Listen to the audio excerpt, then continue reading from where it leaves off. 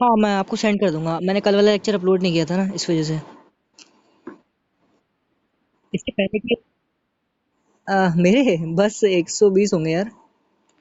कोई ऐसा प्रचार नहीं करा इसका, ऐसे नहीं पड़ा। हाँ, पहले देखते थे जब मैं कोचिंग स्टार्ट थी, मेरी खुद की कोचिंग थी ना पहले, तब देखते थे। उसके बाद फिर कोचिंग बंद हो गई तो सब चले गए। क्या ही होगा फिर। अब एडोर के नाम से मैं डाल रहा हूँ, एक दो डाली हैं इनकी। जब केमिकल इक्वेशंस पढ़ाई थी ना इनको, तब क्या क्या चैप्टर था वो, केमिकल रिएक्शंस एंड इक्वेशन, हाँ। तो उस वाले में मैंने 2 वीडियोस डाली थी इनकी, उसी में कंप्लीट हो गया था वो तो। केस 3 हो गया था, है ना। केस सेंटर ऑफ कर्वेचर पर ही हमारी इमेज बनेगी। राज, कल थे तुम क्लास में क्या? हाँ वही तो। चलो तुम फिर क्या ही बोलूंगा, तुम रिकॉर्डिंग ही देखनी पड़ेगी तुम्हें। पीछे तक का नहीं करा सकता ना सारा रिवाइज। हम्म। ओके, तो ऑब्जेक्ट 4 रख रहे थे हम सी और एफ के बीच में, यानी सेंटर ऑफ कर्वेचर और फोकस के बीच में। ठीक है, तो अगर ये हमारी प्रिंसिपल एक्सिस हो गई, ये हमारा हो गया मिरर, और कहीं पोल यहाँ पर है, एफ यहाँ पर हुआ, और सेंटर ऑफ कर्वेचर यहाँ पर होगा, तो इसके बीच में हमें रखना था। ठीक है, ऑब्जेक्ट। तो क्या हुआ, पहली लाइन को हमने ऐसे पास करवाया। ओके, और दूसरी लाइन हमारी फोकस से पास होती हुई गई, क्योंकि फोकस ही इसके आगे है, सबसे करीब।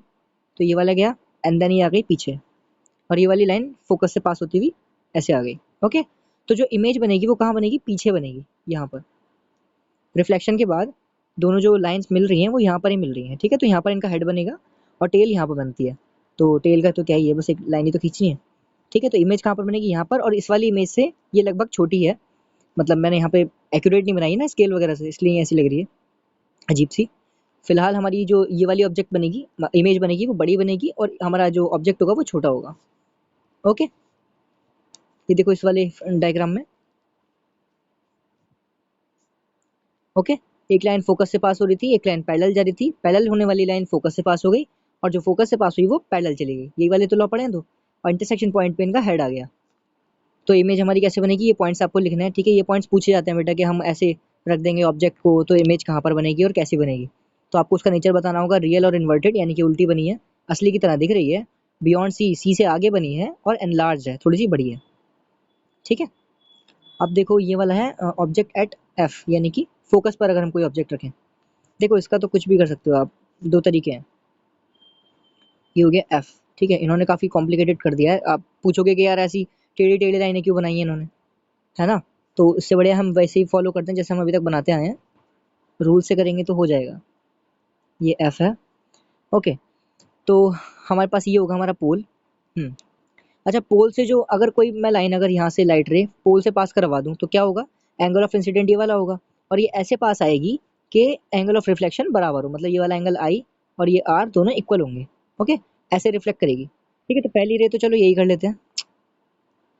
कोई लेफ्ट हुआ। Okay, love you joined again. Okay, हाँ, तो ये वाला पॉइंट बता रहे थे जिसमें हमने क्या किया था, एफ पर फोकस पर हमने इमेज ऑब्जेक्ट को रखा था।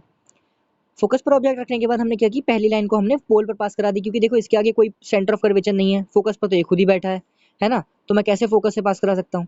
ठीक है, तो मैंने जस्ट पोल से पास कराई, एक तो ये हो गई। बाकी दूसरी वाली जो लाइन बची आप उसको पैरेलल पास करा दो। तो देखो जो फोकस से पास हुई वो तो ऐसे ही आ जाएगी सीधे सीधे, जिससे आई बराबर आर हो जाए, ऐसे करके आएगी वो। और जो लाइन पैरेलल गई है वो फोकस से पास होती हुई जाएगी। ठीक है, ऐसे। तो दोनों लाइन ये कहाँ देख रहे हो आप, ये दोनों लाइन बहुत ज्यादा पैरेलल है।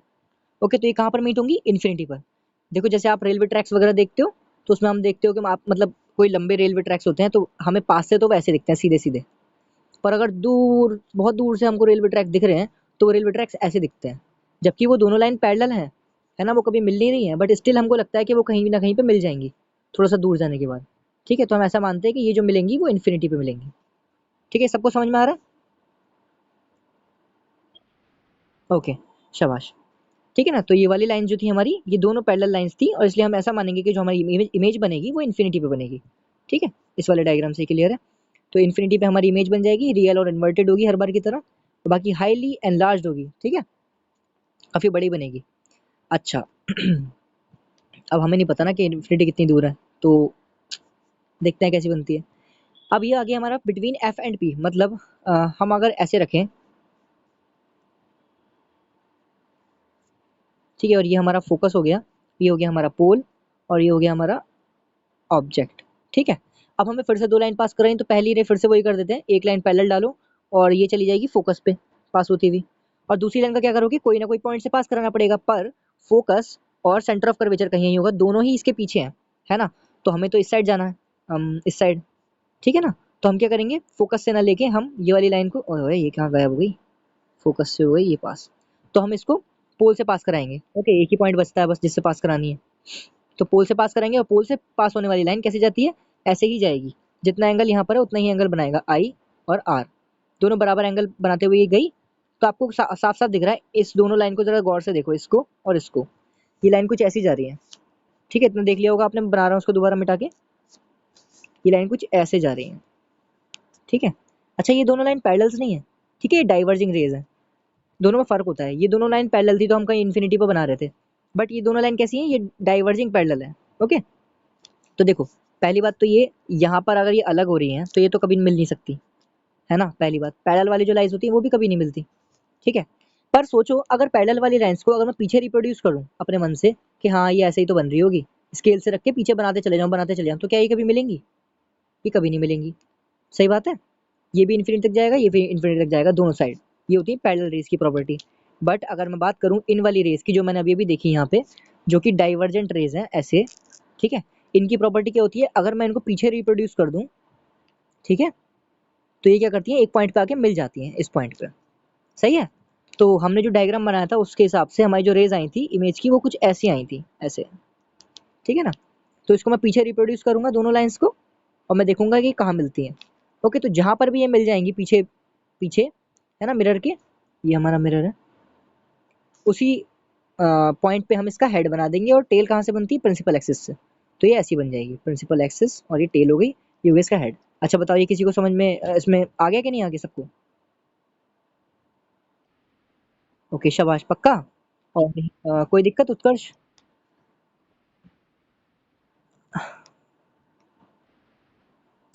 क्या चल रहा है ये, ओके, हिना का फिर से नेटवर्क चला गया। हम्म, कोई नहीं, मैसेज आया शायद, अरे नहीं आया तो कुछ और ही है, ठीक है। तो ये सबको समझ में आ गया था ना कि पीछे हमारे कैसे बनेगी इमेज, क्योंकि ये दोनों बहुत डाइवर्जिंग रेज है, तो ये आगे तो कभी मिल नहीं सकती, ये इन्फिनिट तक जा रही है, बट हाँ डाइवर्जिंग रेज की प्रॉपर्टी होती है, अगर मैं उन्हें गलती से पीछे मिला के देखूँ तो हाँ ये मिल जाएंगी, और पैरेलल जो रेज होती है वो हमेशा पैरेलल ही रहती है, वो कभी मिलती नहीं है, ठीक है। इनको कितना ही पीछे आप कर लो, आगे चला लो, लेकिन ये मिलेंगी नहीं, डाइवर्जिंग रेज मिल जाती है, और इसलिए हम ऐसा बोलेंगे कि जो हमारी इमेज है वो कहाँ बनेगी, बिहाइंड द मिरर, मिरर के पीछे बनेगी, ऐसा पॉसिबल है, ठीक है। Behind the mirror and virtual and erect, virtual बनेगी, इरेक्ट बनेगी, इरेक्ट मतलब देखो वर्चुअल एंड इन्वर्टेड नहीं है, अब इरेक्ट है, ओके, इरेक्ट मतलब ऐसे सीधी खड़ी हुई जैसे हम देखते हैं, और ऐसा भी समझ सकते हो आप कि इरेक्ट का मतलब ये हुआ कि सीधी बनेगी, है ना, जैसे उल्टी को हम इन्वर्टेड बोलते थे तो इरेक्ट को हम सीधा बोलेंगे। एनलार्ज बनेगी, ये तो हमको ही पता है, देखो अब छोटा सा ऑब्जेक्ट रखा था कितना बड़ा हो गया, है ना, इधर सब ये डाइवर्जिंग वगैरह रेज मिला के, तो हमने देखा कि एनलार्ज ऑब्जेक्ट बन रहा है। ओके, बताओ इसमें कोई डिफिकल्टी किसी को अभी तक। ओके, उत्कर्ष कोई डिफिकल्टी नहीं ना यार। और राज से मैं इसलिए नहीं पूछ रहा हूँ, बेचारे निकल कर लेक्चर अटेंड नहीं करा था, तो डिफिकल्टी तो होगी, है ना। ओके, चलो कोई बात नहीं, ठीक है। अब यूजेस देखते हैं कि कॉनकेव मिरर के यूज़ क्या होते हैं। देखो आप जैसे कि देख रहे हो कि बिटवीन एफ एंड पी पे रख के हम ये जो इमेज है हमारी, ये इसके जो इमेज होगी वो मिरर के अंदर काफ़ी ज़्यादा बड़ी बन रही है ना। तो ये डेंटिस्ट यूज़ करते हैं, जो आपको दिखाता हूँ मैं, जैसे कि कोई मतलब दांत दिखाने जाता है तो उनके हाथों में वो होते हैं ना, ऐसे करके शेप, जैसे कि जिसमें यहाँ पे एक मिरर लगा हुआ होता है ना, वो बार बार आपके मुंह में डाल के देखते हैं उसको गौर के, तो ये एक्चुअली एक मैग्नीफाइंग ग्लास जैसा होता है, जो कि आपकी दांतों को बहुत ज़्यादा बड़ा करके दिखाता है, ठीक है। तो ये डेंटिस्ट यूज़ करते हैं। तो देखो केस वन में, केस वन कौन सा था हमारा, देखते हैं। केस वन, अरे केस वन कहाँ गया, ये है, ठीक है। तो इसमें क्या होता है, सोलर फर्नेस के लिए यूज़ होता है ये। सोलर फर्नेस में देखो क्या होता है कि हमारी जो लाइट वहाँ से आ रही है ना, सूरज से, सूरज से आने वाली रेज को हम पैरेलल रेज मानते हैं, और ऐसा मान के चलते हैं कि ये इन्फाइनाइट से आ रही है, क्योंकि सूरज बहुत ज़्यादा दूर है, ठीक है। अगर हम कंपेयर करें तो ये सन होगा, तो ये हमारी कहीं अर्थ होगी, ठीक है, और ये डिस्टेंस तो मतलब हाईली बहुत ज़्यादा बड़ा है, ठीक है। तो फिलहाल हम ये मानते हैं कि सन से आने वाली रेज इनफाइनाइट है और वो पैरेलल है, ठीक है, और वो होती भी है। ओके, तो ये जो पैरेलल रेज है ये अपनी हम क्या करते हैं सोलर फर्नेस में, देखो ये जो होती है ना ये काफ़ी जगहों पर यूज़ होता है, ये खाने के लिए भी यूज़ होता है, ये पेड़ पौधे के लिए भी यूज़ होता है, ठीक है। क्या होता है उसमें, बस हमें क्या करना होता है, सारी रेज को इकट्ठा करके पैरेलल जो भी आ रही है उनको एक पॉइंट पे हमें रिफ्लेक्ट कराना होता है, ठीक है, सारी रेज को। और ये तो जाहिर सी बात है, अगर 10 रेज पैरेलल आ रही हैं तो 10 की 10 क्या करेंगी, फोकस पे आके मिलेंगी, ठीक है। तो बस ये लोग यही काम करते हैं, ठीक है। तो हमें सारी सारी जो हीट होती है वो एक जगह इकट्ठी करने के लिए सोलर फर्नेसेस का यूज़ करा जाता है।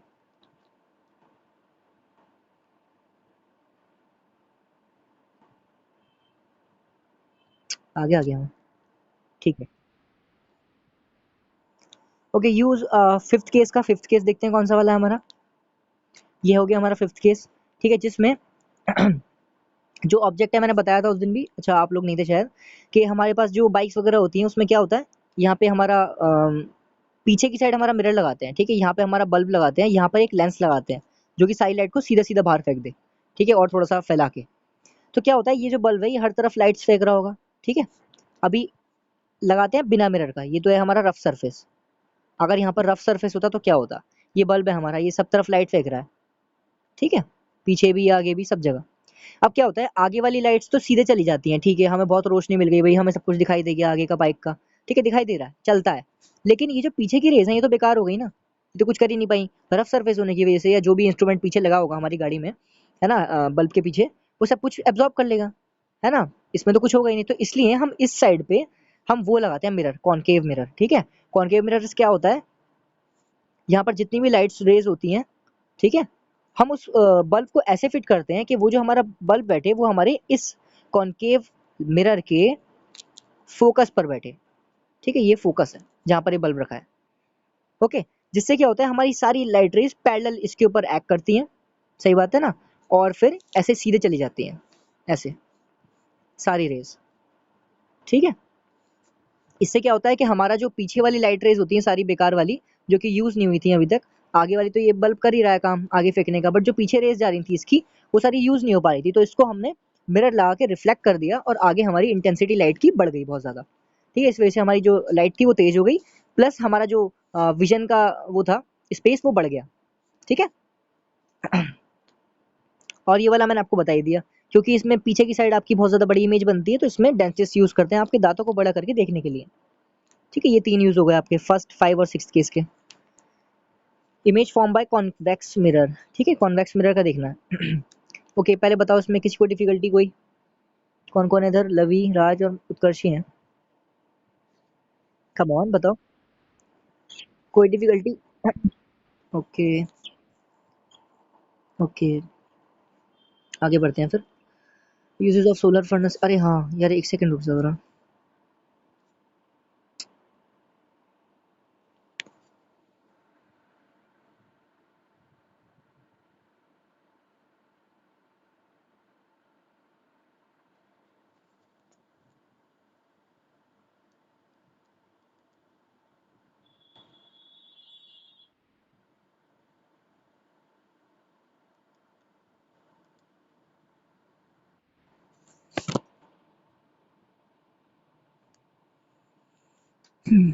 हाँ okay, so image formation by convex mirror पढ़ते हैं आप, ठीक है। पहले कॉनकेव के देख लिए, इसमें सिर्फ 2 ही रूल हैं, ज़्यादा बड़े नहीं हैं, ठीक है। और देखो पहला रूल क्या है इसमें, पहला रूल ये है कि हमारी जो ऑब्जेक्ट होगी वो इन्फिनिटी पे होगा, ठीक है। और अब की बार मिरर कॉन्वेक्स है तो इसकी जो सरफेस होगी वो रफ सरफेस इधर होगी, ठीक है, अंदर की साइड, और ये होगा हमारा smooth surface, sorry smooth surface, ठीक है। तो अब हमारा प्रिंसिपल एक्सिस फिर से ये हो गया एक बार, ओके। और अब जो भी लाइट आएगी वो जाहिर सी बात है इधर से तो आ नहीं सकती, क्योंकि ये भैया हमारा रफ सरफेस है, रफ सरफेस होगा तो सारी लाइट अब्जॉर्ब हो जाएगी और रिफ्लेक्ट हो नहीं पाएगी, सही बात है। तो हमको क्या करना है, सारी लाइट रेज को पैरेलल पास करवाना है पहले, क्यों, क्योंकि ऑब्जेक्ट हमने माना है वो इन्फिनिटी पर रखा हुआ है। अच्छा, अब क्या होगा, अब इससे ये होगा कि हमारी जो लाइट रेज आ रही थी उनके साथ क्या होता है, वो डाइवर्ज हो जाती हैं, ठीक है। हाँ, हमने माना है कि जो भी पैरेलल रेज होती हैं वो हमेशा फोकस से पास होती हैं रिफ्लेक्शन के बाद, लेकिन यहाँ पे ऐसा नहीं होता, ये फोकस से पास नहीं हो रही हैं, दिखाई देने में ऐसा लगता है, ठीक है, कि ये फोकस से पास नहीं हो रही हैं, बट ये हो रही होती हैं, कैसे, क्योंकि डाइवर्जिंग रेज की क्या प्रॉपर्टी, ये भी देखो डाइवर्जिंग रेज है ना, ये वाली और ये वाली, ये दोनों रेज डाइवर्जिंग रेज है, पैरेलल नहीं है और बहुत दूर तक जा रही हैं, तो यहाँ पे तो ये मिलने से रही, अगर मैंने और आगे बढ़ाता रहा तो ये कभी नहीं मिलने की, ठीक है ना। पर क्या होगा अगर मैं इनको पीछे रिप्रोड्यूस कर दूँ तो इनकी प्रॉपर्टी होती है मिलने की, ठीक है। तो ये जो डाइवर्जिंग रेस थी इनको मैं पीछे रिप्रोड्यूस करता हूँ, ठीक है। और जहाँ पर भी ये है बड़ा टेढ़ा बन गया तो वेट, और जहाँ पर भी ये कट करेंगी वो पॉइंट इनका फोकस हो जाएगा, ठीक है। तो ये पॉइंट इनका क्या हो गया, फोकस हो गया। ये इमेजिनरी पॉइंट है, ठीक है, जो हमारे मिरर के पीछे होता है कॉन्वेक्स के। ओके, तो देख लिया आपने कैसे बनी ऑब्जेक्ट, और जो हमारा ऑब्जेक्ट था वो बहुत ज़्यादा बड़ा होगा, जाहिर सी बात है अगर इन्फिनिटी पे है तो। और हमारी इमेज कैसी बन रही है, highly diminished, virtual and direct बन रही है। और जो मिरर जो इमेज की हमारी वो होगी लोकेशन, वो लोकेशन क्या होगी, at focus behind the mirror, ठीक है। बिहाइंड द मिरर लिखना नहीं भूलना, एट फोकस सफिशिएंट नहीं होगा, बिहाइंड द मिरर बताना चाहिए आपको कि भाई रफ सरफेस की साइड बन रही है ये, अंदर की साइड। ओके, दूसरा केस क्या है, between infinity and the pole. Okay, दूसरा केस बस यही है, पहला केस तो ठीक था, ठीक है ना, इमेज जो थी वो दोनों पैरेलल रेस जा रही थी और ऐसे हो गया था।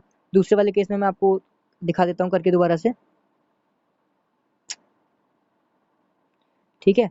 यहाँ पर हमारा सेंटर ऑफ कर्वेचर है, यहाँ पर हमारा फोकस है, और ये है हमारी इमेज ऑब्जेक्ट, ये पोल है, ठीक है। तो यहाँ से पहली रे तो पैरेलल चली गई थी, पैरेलल रे वाली डाइवर्ज हो जाती है, डाइवर्ज होने के बाद फोकस पर मिलती है। ओके, कितना क्लियर था।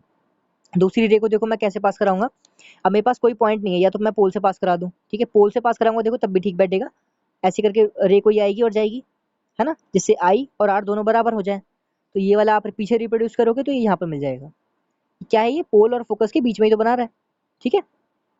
कहाँ बनेगी इमेज, पोल और फोकस के बीच में, ठीक है। एक तरीका और है इसका कि जो लाइट रे है वो आप ऐसे ऐसे रिफ्लेक्ट कराओ, ऐसे मतलब इंसिडेंट कराओ कि पीछे अगर मैं इसको रिप्रोड्यूस करूँ तो ये सेंटर ऑफ कर्वेचर पर मिले, ठीक है। आप देखो कहीं से भी पास कराओगे आपकी इमेज ठीक ही बननी है, ठीक है, तो उसकी टेंशन नहीं लेना।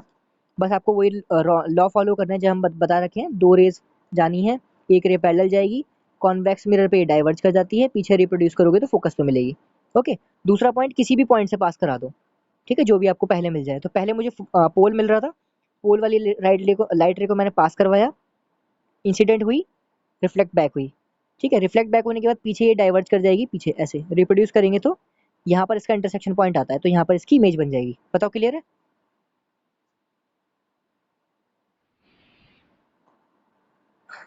ओके, और डिमिनिश बनेगी, छोटी बनेगी, ठीक है। देखो ये वाली इमेज बड़ी थी, ये वाली इमेज छोटी थी।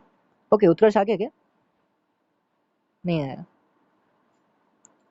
ओके, अब इसके यूज देख लेते हैं जल्दी से। यूजेस क्या है, केस टू जिसमें मतलब हमने यहाँ पर रखी थी अपनी इमेज इन्फिनिटी और पोल के बीच में, मतलब कहीं भी कॉन्वेक्स लेंस में तो कहीं भी रख दो आप, है ना, यही यही मिलेगी आपको, छोटी सी इमेज मिलेगी, है ना, और फोकस और पोल के बीच में मिलेगी, ठीक है। तो case two used as a rear view mirror. Rear view mirror क्या होता है, देखो जो पीछे का देखने में काम आता है, यूज इन व्हीकल्स। अच्छा, यही क्यों यूज करते हैं, कॉनकेव क्यों नहीं करते, क्योंकि देखो क्या होता है, हमारा जो रियर व्यू मिरर होता है जो आपके हैंड पर लगा रहता है ना, स्कूटी या बाइक्स में, ठीक है, इसमें क्या होता है कि हमारी जो इमेज होती है वो कहीं पे भी रखोगे आप वो छोटी ही बनेगी, सही बात है। और क्योंकि इमेज छोटी बनेगी तो मान लो यहाँ पे अगर दो तीन लोग खड़े थे, ठीक है, तो अगर आप यहाँ पे एक प्लेन मिरर लगाते, अगर यहाँ पे आप एक प्लेन मिरर लगाते तो क्या होता, तीनों लोग ऐसे दिखते, ठीक है। और इस बंदे का अगर हाथ मिरर में नहीं आता है तो हाथ नहीं दिखता, ठीक है। ये बंदा भी यहीं पे दिखता है इतना ही बड़ा जितना बड़ा ये है, और ये भी इतना ही बड़ा दिखता। ओके, बट अगर इसका हाथ या कोई भी पैर या फिर इसका बैक वगैरह पीछे नहीं आ पाता तो आपको नहीं दिखता, वो कट जाता। पर क्या होता है, हाँ, पर क्या होता है कि हमारा जो ये वाला कॉन्वेक्स मिरर है, कॉन्वेक्स मिरर हमारी डिमिनिश्ड इमेज बनाता है, छोटी इमेज बनाता है। तो देखो छोटी इमेज होगी तो आप जाहिर सी बात है वो सिकुड़ने की बात बनेगी ना थोड़ी सी, मतलब जितना वो एरिया ज़्यादा कर पाएगा उतना ज़्यादा एरिया कवर होगा, मतलब आपको इसके साइड तक की चीज़ें दिख जाएंगी इसमें, ठीक है। क्यों, क्योंकि ये डिमिनिश्ड इमेज बनाता है, छोटी इमेज बनाता है हर चीज़ की, जिससे कि हमें एक वाइड रेंज ऑफ व्यू मिले, ठीक है, पीछे का हम ज़्यादा से ज़्यादा देख पाएँ। इसलिए देखो आपके पास लिखा भी रहता है, objects in the mirror are closer than they appear, है ना, objects in the mirror are closer than they appear, मतलब जितना वो दिख रहे हैं वो उससे ज़्यादा पास है हमसे, हम तो छोटी करके दिखा रहे हैं ना इमेज, तो डिस्टेंस जो होगा वो भी कम हो जाएगा, है ना, समझ में आया बात। कम ऑन रिएक्ट करो। ओके, ओके, ठीक है, ये तो देखो सिंपल क्वेश्चन है, अब मैं इसको यहीं बंद करता हूँ फिर आज यार, नहीं तो फिर उन सबका छूट जाएगा, न्यूमेरिकल भी रह जाएंगे। ठीक है, इसमें न्यूमेरिकल्स ही हैं बस, थोड़े थोड़े थोड़े थोड़े वो हैं, और उसके बाद फॉर्मूला आएगा। ये वाला फॉर्मूला इंपॉर्टेंट है, मेरा फॉर्मूला। इसके बेस पे थोड़े केसेस पढ़ेंगे और फिर न्यूमेरिकल करेंगे। ठीक है ना? तो बस ये वाला पहला देख लो, इसमें तो पहला वो तो बहुत सिंपल है, बता रखा है कि जो फोकल लेंथ होती है वो रेडियस की आधी होती है ना? तो आपको अगर रेडियस दिया हुआ है तो उसको बस 2 से डिवाइड करो और वो आपका आंसर आ जाएगा फोकल लेंथ का। ठीक है, तो एक radius of curvature of a spherical mirror, spherical mirror कौन कौन से हो सकते हैं, कॉनकेव या कॉन्वेक्स, कुछ भी हो सकता है। ठीक है, प्लेन मिरर की बात नहीं हो रही है। उसके लिए हमारे पास जो रेडियस है वो इतना है। ठीक है, और what is the focal length, focal length क्या है हमारी, रेडियस बाई 2। अच्छा चलो अब एक क्वेश्चन बस आप लोगों के लिए, ठीक है, लास्ट क्वेश्चन। क्वेश्चन ये है कि हमारा जो प्लेन मिरर होता है, ठीक है, जो प्लेन मिरर होता है, ठीक, उसका एक सेकेंड, हाँ, हमारा जो प्लेन मिरर होता है उसका रेडियस ऑफ कर्वेचर कितना होगा। ठीक है, पहला ऑप्शन है 0, दूसरा ऑप्शन है इनफाइनाइट, तीसरा ऑप्शन है √2, चौथा ऑप्शन है 2√2। कम ऑन, चलो ट्राई करो। क्वेश्चन ये है, जैसे कि आपने पढ़ा था ना कर्वेचर में, जैसे स्फेरिकल मिरर होते थे कॉन्वेक्स और कॉनकेव, है ना? इनके पास अपना एक radius of centre of curvature होता था, सेंटर ऑफ कर्वेचर यानी कि सी। ठीक है, ये हो गया सी। तो सी से पोल तक की दूरी को हम रेडियस बोलते हैं, है ना, सर्कल की तरह। सही बात है।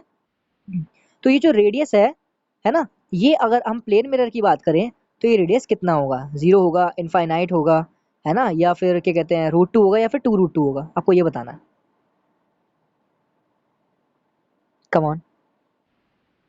अच्छा, ओके, और कोई, और कोई क्या, दो ही तो बच्चे हो। कम ऑन लवी। अच्छा, ओके, चलो तुम बताओ कि तुमने इनफाइनाइट क्यों बोला, एक्सप्लेन करो। हम्म, तुक्का। ओके, ये भी सही है। और आपने 0 क्यों बोला? अरे भगवान। दोनों तुक्केबाज हो। अच्छा, देखो क्या होता है कि हमारा जो स्फेरिकल मिरर होते हैं, ठीक है, स्फेरिकल मिरर को हम अगर आगे कंप्लीट करेंगे, ठीक है, तो जो सर्कल बनेगा उसका जो सेंटर होगा वो सेंटर ऑफ कर्वेचर होगा। सही बात है। है ना? और सेंटर ऑफ कर्वेचर से पोल तक की कोई सा भी पोल, ये वाला पोल या ये वाला पोल, जो भी आप लेना चाहो, कोई सा भी पोल, ठीक है, वहां से जो रेडियस तक की दूरी होगी वो कितनी होगी, मतलब वहां से सी तक की दूरी कितनी होगी, आर होगी रेडियस। सही है। अब पॉइंट ये है कि हम कर इसको स्फेरिकल मिरर को तो कंप्लीट कर सकते हैं, पर अगर प्लेन मिरर होगा तो मैं इसे कब तक आगे तक ले जाऊं, है ना? मैं इसे कितना भी रिप्रोड्यूस कर लूं यार, ये सर्कल में तो कन्वर्ट होगा ही नहीं, है ना? तो मतलब मैं ऐसे समझूंगा कि ये कहीं पर इनफाइनाइट पर जाके ऐसे, वेट, ये कहीं पर अगर प्लेन प्लेन ये है तो ये कहीं इनफाइनाइट पर जाके मुड़ेगा, ऐसा मान के चलेंगे। कैसे? क्योंकि देखो ये एक पैरेलल रे है।